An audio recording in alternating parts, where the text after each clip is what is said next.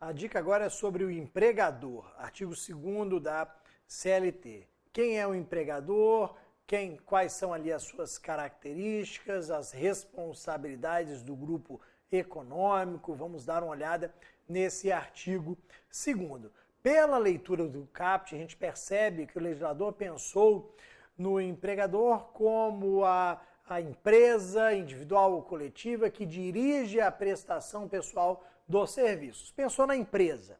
Então, a empresa que vai contratar, vai gerir, vai dirigir a prestação dos serviços. Já que ela que contrata, ela que manda, ela que vai ali dizer como se dará o desenvolvimento da atividade no dia a dia, nós vamos afirmar que é ela que assume os riscos do empreendimento. Então, quem é o empregador? É aquele que assume os riscos do empreendimento e dirige essa prestação pessoal dos serviços. Só que aí vamos lá, essa assunção dos riscos do empreendimento é apenas uma das características do empregador.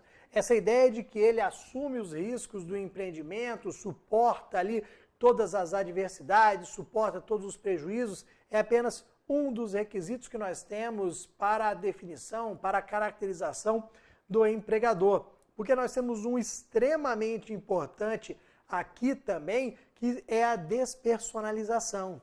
Vejam que eu tenho como características do empregador a despersonalização e a assunção dos riscos do empreendimento. Você sabe que a assunção dos riscos do empreendimento recebe o nome de alteridade. E essa ideia de despersonalização aqui, qual é o principal, qual é o foco aqui? Olha o que acontece, galera. Nesse ponto a gente percebe uma total diferença entre empregado e empregador. Para o empregado, qual é a característica? Pessoalidade. Para o empregado, eu tenho a pessoalidade, que é a ideia de que o vínculo é formado com ele, logo é ele que tem que realizar a atividade, logo ele, tão somente ele, está autorizado a trabalhar. Então, quando eu olho para o empregado, eu percebo a pessoalidade. Quando eu olho para o empregador, eu vejo a impessoalidade. Porque olha o que eu escrevi ali, ó, despersonalização. Despersonalização seria a ideia de impessoalidade em relação aqui ao empregador. E o que significa essa impessoalidade? Simples, galera. Hoje eu trabalho para a empresa A. Minha carteira de trabalho está anotada pela empresa A, é ela que me paga. O que vai acontecer, por exemplo, se a empresa A for vendida para a empresa B? O que acontece com o meu vínculo de emprego? Resposta: nada. Absolutamente nada. Ué, Bruno, mas é um novo empregador, não vai ser um novo contrato de trabalho? Não, galera. Eu posso mudar o meu empregador, que isso não vai trazer consequência nenhuma para o meu vínculo de emprego. Não é um novo contrato, é o mesmo contrato que passa a ser gerido por uma nova empresa, por uma nova pessoa. Ou seja, eu posso modificar o meu empregador aqui, que isso não traz consequência alguma. Essa é a ideia da impessoalidade. Tanto faz se meu empregador hoje é A, se amanhã é B, se depois vai ser C, tanto faz para mim. O meu contrato de trabalho ele vai seguir absolutamente incólume, ou seja, sem qualquer modificação. Se hoje eu sou empregado de A, amanhã serei de B, depois de C, depois de D, isso não altera em absolutamente nada o meu vínculo de emprego. Eu vou apenas trocando aquele que vai gerir, aquele que vai dirigir a prestação pessoal dos serviços por mim. Então, essa daqui que é a ideia da despersonalização. Não tem um novo contrato de trabalho, o contrato de trabalho não é extinto, não é modificado, nada disso. Isso é um tema que a gente vai ouvir melhor na parte de sucessão de empregadores, que se baseia exatamente na ideia aqui de impessoalidade, de despersonalização. Perfeito? Além disso, olha o que acontece.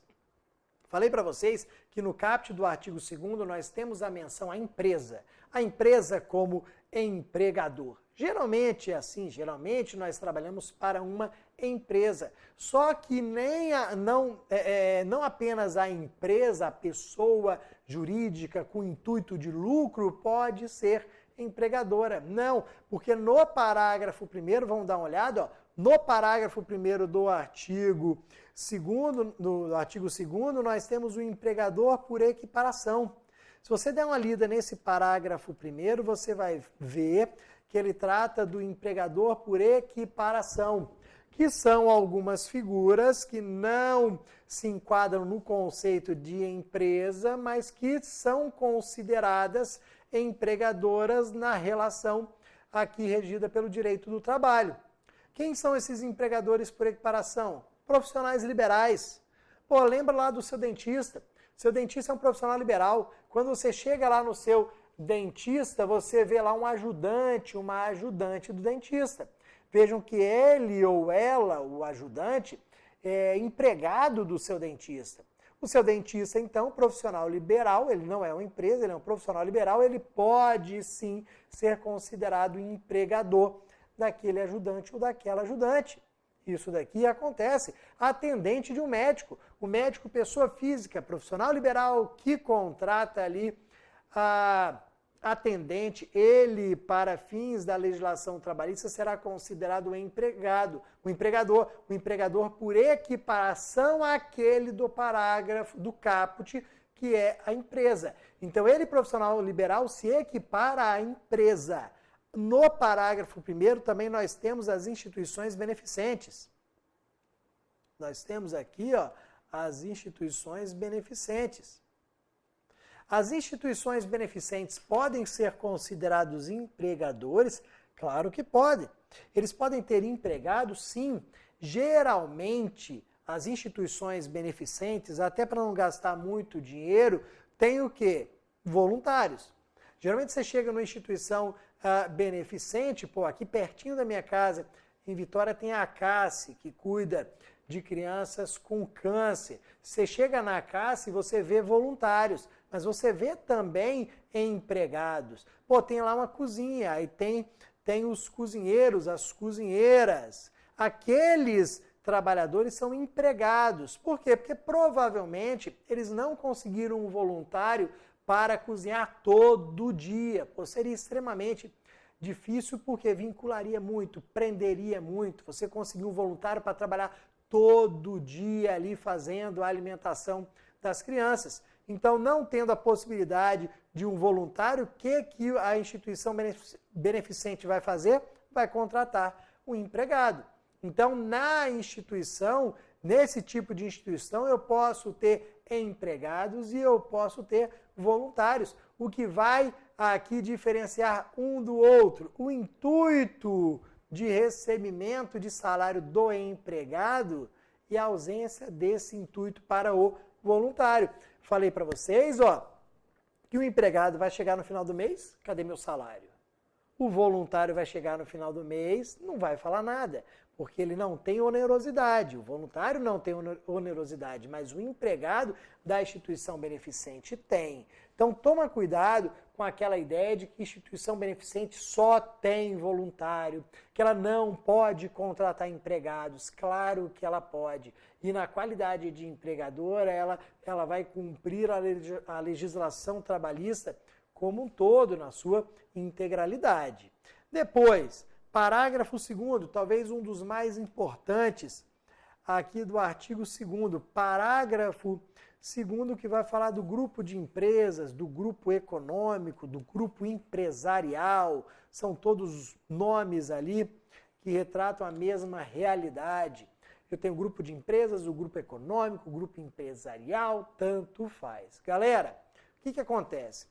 Nós temos no Brasil grandes aglomerados de empresas que geralmente são dos mesmos donos, dos mesmos sócios. Eu tenho aqui, ó, as empresas A, B, C e D, que são dos mesmos sócios. Ah, pô, o Bruno e o João montaram a empresa A, pô, aí estava dando certo, montaram a B, montaram a C, montaram a D, eles são ali donos dessas 4 empresas, a reunião dessas 4 empresas sob uma única administração, que seria de Bruno e de João, faz com que surja o chamado grupo de empresas. Aquelas 4 empresas formam um grupo de Bruno e João.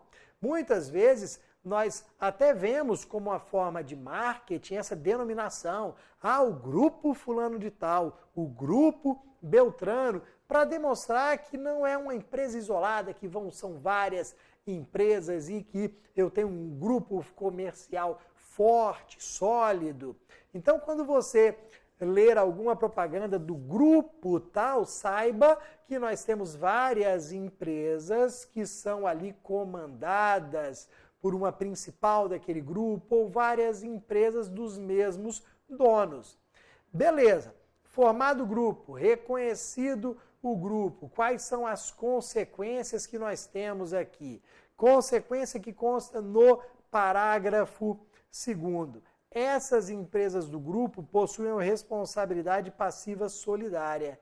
Essas empresas do grupo são responsáveis passivamente pelos débitos trabalhistas.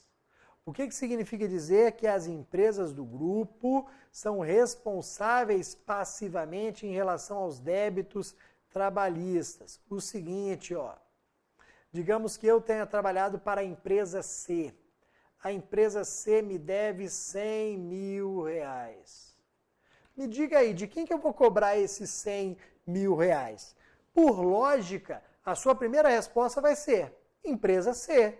Se você era contratado de C, se você trabalhava para C, se ela deixou de te pagar, você vai cobrar de C. Perfeito. Mas aí eu te perguntaria, mas eu posso cobrar também das outras empresas do grupo? A resposta seria positiva. Bruno, você pode cobrar também esses R$10 mil da empresa A, da empresa B, da empresa D. Porque a responsabilidade pelos débitos trabalhistas é passiva solidária. Na responsabilidade solidária, eu posso cobrar de todos eles. Se eu tenho uma dívida solidária, eu posso cobrar a dívida de todos os devedores. Se a dívida é solidária entre A, B, C e D, eu posso cobrar a dívida de C, de A, de B, de D, de qualquer uma das empresas do grupo. Isso faz com que eu tenha uma maior chance de recebimento dos meus créditos trabalhistas. Em vez de poder cobrar simplesmente de uma empresa, eu posso cobrar de 4 empresas. Essa daqui que é a ideia. Responsabilidade passiva solidária, porque as empresas do grupo são responsáveis pelo pagamento dos deveres ali, dos haveres trabalhistas, dos débitos trabalhistas. Só que, além dessa responsabilidade passiva solidária, que consta no artigo 2º, parágrafo 2º, a jurisprudência, por meio da súmula 129 do TST, também reconheceu a chamada responsabilidade ativa. Então, a lei reconheceu a responsabilidade passiva, a jurisprudência reconheceu a responsabilidade ativa, que significa dizer o seguinte: todas as empresas do grupo, já que são responsáveis pelo pagamento dos meus salários e todas as demais verbas trabalhistas, elas podem exigir trabalho de Bruno. Todas as empresas do grupo podem exigir trabalho de Bruno. A minha carteira de trabalho está assinada pela empresa C. A empresa A pode exigir trabalho, a B também, a D também. Desde que eu esteja dentro da mesma jornada de trabalho, isso daqui é possível. Porque vejam, quem tem o lado ruim, que seria arcar com os pagamentos, tem que ter o lado bom também, que é o exigir trabalho, sob a ótica do empregador. O empregador vai falar o seguinte: mas eu só pago, eu não posso exigir trabalho? Pode sim. Se eu estiver dentro da mesma jornada de trabalho e eu começar a trabalhar para as empresas A, B, C e D do mesmo grupo, eu não terei 4 contratos de trabalho, não. eu continuo tendo um contrato de trabalho, continuo recebendo um salário, apesar de estar trabalhando para 4 empresas do grupo. Isso daqui porque as empresas do grupo, de acordo com a súmula 129 do TST, podem exigir trabalho de Bruno sem a configuração de novos contratos de trabalho. Ok, meus amigos? Não deixem de ler essa súmula 129 do TST, porque ela é extremamente importante dentro de direito do trabalho, para concursos trabalhistas, para provas da OAB. Daqui a pouquinho eu volto. Tchau, tchau.